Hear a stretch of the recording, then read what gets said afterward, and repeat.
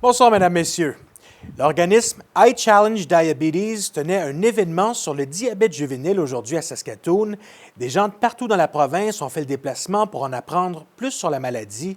Voici ce que nous ont préparé Pierre-Olivier Nadeau et Albert Couillard.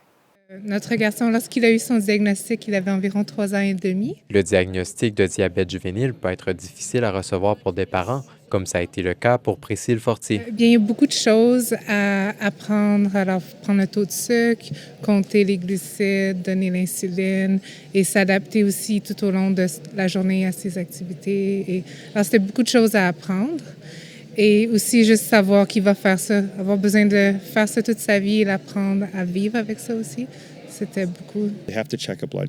Et selon ce médecin, elle n'est pas la seule à avoir ces craintes. Des inquiétudes sur la santé ou sur la différence de l'enfant qui disparaissent généralement rapidement. Il affirme que les enfants vont vivre une vie normale, mais que c'est plus de travail. Ils doivent vérifier leur glycémie et s'injecter de l'insuline, mais ces enfants vont à l'école, font du sport et font du camping comme tous les autres. Il trouve même que les enfants avec le diabète sont très responsables et actifs parce qu'ils se rendent compte qu'avec un tel comportement, ils peuvent mieux gérer leur diabète.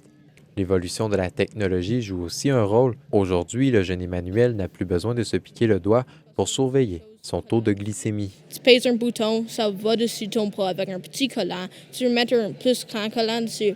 Mets un morceau de plastique ici, que tu peux mettre une chose comme ça dedans, et ça connecte dedans un wire dedans ton bras qui te dit ou estime ce que ton taux de sucre, c'est pas 100% correct. Il peut désormais avoir à chaque 5 minutes une estimation de son taux de sucre. L'événement d'aujourd'hui à l'Université de la Saskatchewan était organisé par l'organisme iChallenge Diabetes. Les nombreuses conférences d'information et les séances d'activité pour les enfants étaient une opportunité d'apprendre des uns des autres. Il